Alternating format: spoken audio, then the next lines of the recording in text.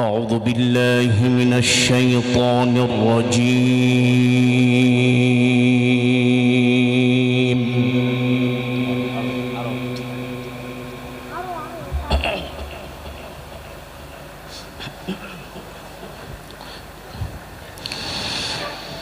بسم الله الرحمن الرحيم.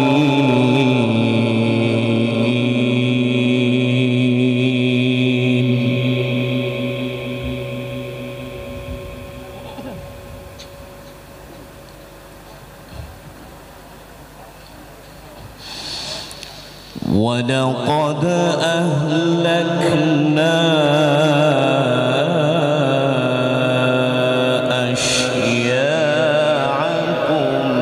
فهل من مدكر.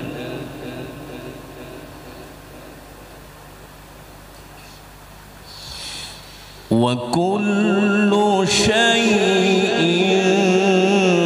فعلوه في الزبر وكل صغير وكبير مستقر.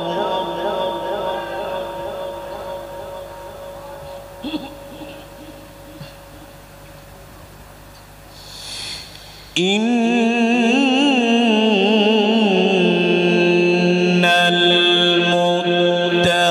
المتقين في جنات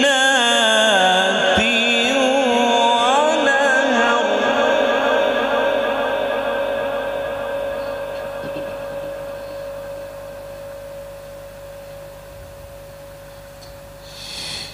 إن المتقين في جنات ونهر.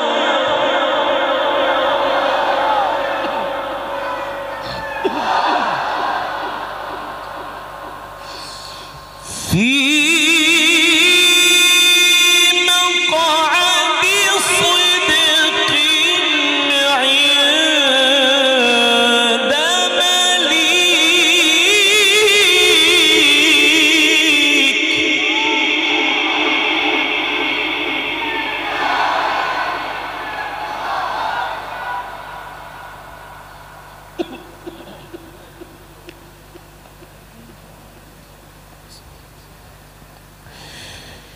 في مقعد صدق عند مليك. إن في مقعد صدق عند مليك.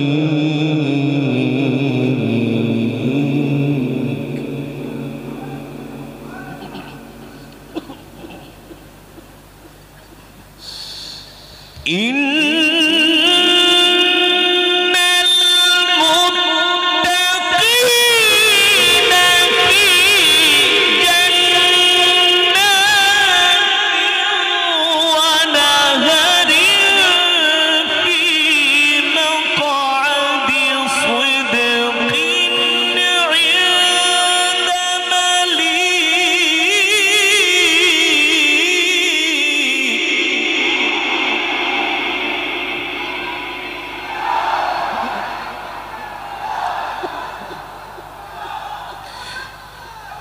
في مقعد صدق عند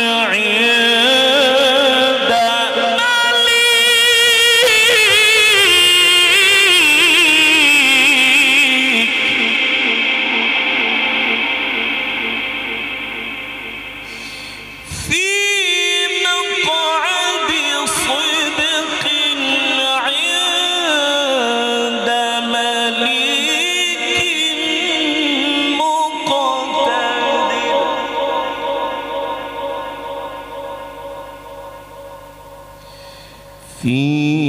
مقعد صدق عند مليك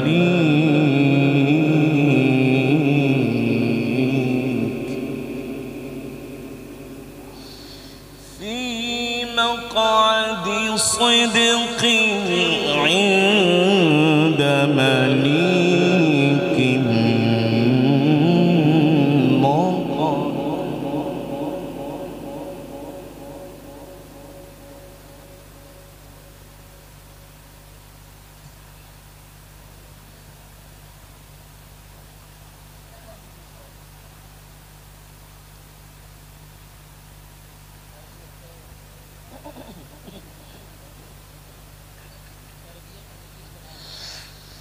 في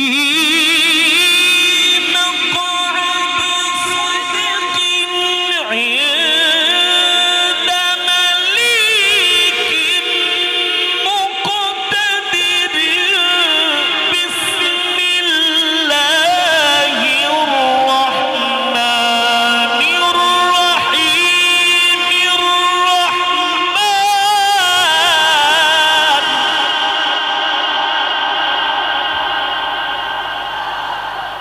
আল্লাহি ওয়া বারাকাতুহু।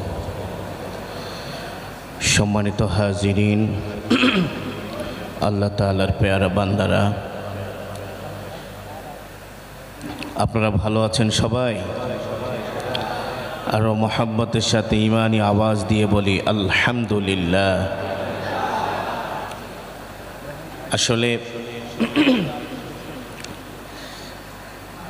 আমি পৃথিবীর অনেক দেশে গিয়েছি আল্লাহ তাআলার কোরআন শোনানোর জন্য, কোরআন প্রেমিক মুসলমানদেরকে। তো আমাদের বাংলাদেশের পাশের রাষ্ট্র ভারত, যাকে বলা হয় পশ্চিম বাংলা, আসলে দুই বাংলা তো আগে একই ছিল। তো আমি মনে করি না যে বাংলাদেশের মাঝে আর পশ্চিমবঙ্গের মাঝে কোনো তফাত আছে। তো আলহামদুলিল্লাহ, ভারতবর্ষের প্রাচীনতম দ্বীনি প্রতিষ্ঠান দরবার শরীফ, ফুরফুরা দরবার শরীফ, এখানে আজকে আমি যে প্রোগ্রামে আসলাম, আমি মূলত এসেছি ডাক্তার দেখানোর জন্য। তো এই দরবারের খাদেম, যিনি আসলেই খাদেম, হযরত পীর সাহেব তহা সিদ্দিকী বারাকাল্লাহু তাআলা ফি হায়াতিক। আমি তাকে আরও আগেই সোশ্যাল মিডিয়ার মাধ্যমে আমি তাকে দেখতাম, শুধু দেখতাম না, আমি তার বক্তব্যগুলো শুনতাম। আমার কাছে খুব ভালো লাগতো যে বয়স্ক একজন মানুষ এত হুঙ্কার কিভাবে দেয়, এত সাহস নিয়ে কথা কিভাবে বলে। তার সাথে আমার একদিনও না 3-4 ঘন্টা থাকার সুযোগ হয়েছে। আলহামদুলিল্লাহ, আমি একজন পীর হওয়ার জন্য যে যোগ্যতা দরকার, আল্লাহ তাআলা সব যোগ্যতা তার মাঝে দিয়েছেন। তিনি খানকার পীর, ময়দানের বীর। কথা বলে না, ঠিক না? আলহামদুলিল্লাহ, আল্লাহ তাআলা তাকে অনেক যোগ্যতা দিয়েছেন, মানুষকে কাছে নেওয়ার, ভালোবাসার। আমি মনে করি তার সবচেয়ে বড় যোগ্যতা হলো আল্লাহ তাআলা, আমার মনে হয় যে উসিলায় তাকে জান্নাত দিবেন, তিনি কোরআনকে অসম্ভব ভালোবাসেন। কোরআনকে ভালোবাসেন, শুধু কোরআন। এই যে কম্পিটিশনটা হচ্ছে সম্পূর্ণ শুধু কোরআন নিয়ে, ঠিক কিনা বলেন?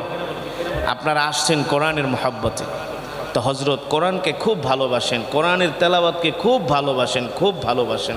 আর আমাদের আকাবের মুরব্বীরা এমনই ছিলেন, তারা কোরআনের জন্য পাগল ছিলেন, কোরআনের জন্য তাদের জান মাল আল্লাহর রাস্তায় কোরবানি করে দিয়েছেন, ঠিক কিনা বলেন? তো আলহামদুলিল্লাহ, বাংলাদেশের মকবুল এই দরবারে এসে, এই প্রোগ্রামে এসে আমার কাছে অত্যন্ত ভালো লেগেছে। আল্লাহ তাআলা হযরতের এই খেদমতকে কবুল করুন। এর সওয়াব তাদের পূর্বপুরুষ যারা দ্বীনের খাদেম ছিলেন, আল্লাহ তাআলা সকলের কবরে আর সওয়াব পৌঁছে দিন, বলি আমিন। তো আলহামদুলিল্লাহ, আমি আসছি,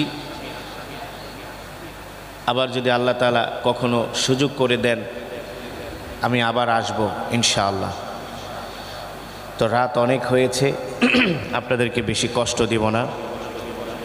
যারা এত সুন্দর প্রোগ্রামের আয়োজন করেছেন, হযরত পীর সাহেব হুজুরের সাথে আরও তার যত হিতাকাঙ্ক্ষী ভক্তবৃন্দ মুরিদান, তাকে যারা ভালোবাসেন, যারা এই প্রোগ্রামের জন্য আমার চোখের সামনে অনেক ভাইয়ের অনেক মেহনত, অনেক কষ্ট করতেছেন, খেদমত করতেছেন, আল্লাহ তাআলা সকলকে উত্তম যাজা দান করুন।